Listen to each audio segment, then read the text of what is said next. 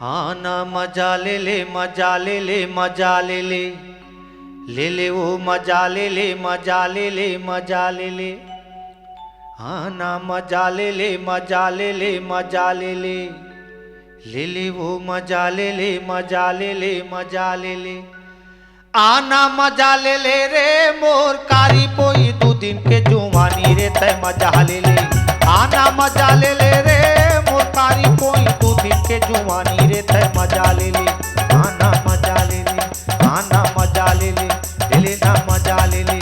आना मजा ले ले रे मोर कारी पोई दू दिन के जुवानी रे तय मजा ले ले।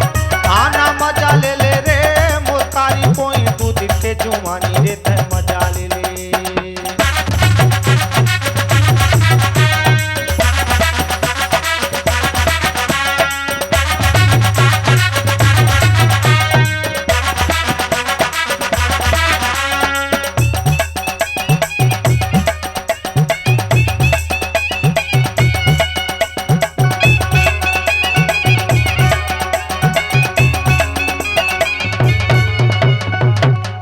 ले ले दे ले खा ले पी ले घूम ले हाट बाजार तई अकेले आवे मोर कारी टूरी रे मैं तोर करिया इंतजार।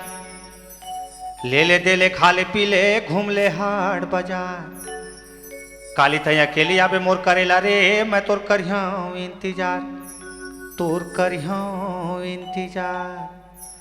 आना मजा ले ले रे मोर कारी पोई दू दिन के जुवानी रे तय मजा ले ले।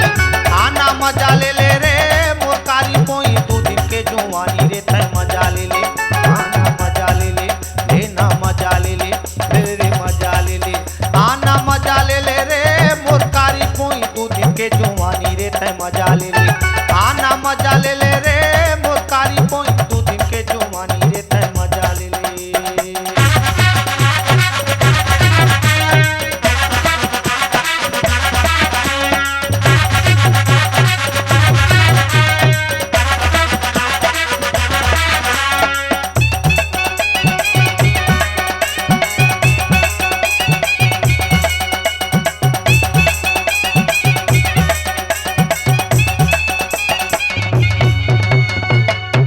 पहरी पहाड़ वो जंगल बीच खार 12 बस्ती मझनिया रोज मिलना रे रोज मिलना है हमार।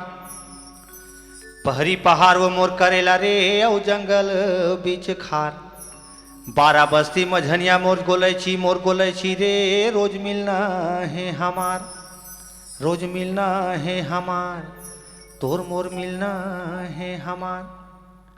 ले ले मजा ले ले रे मोर कारी पोई दू दिन के जुवानी रे तय मजा ले ले। आना मजा ले ले रे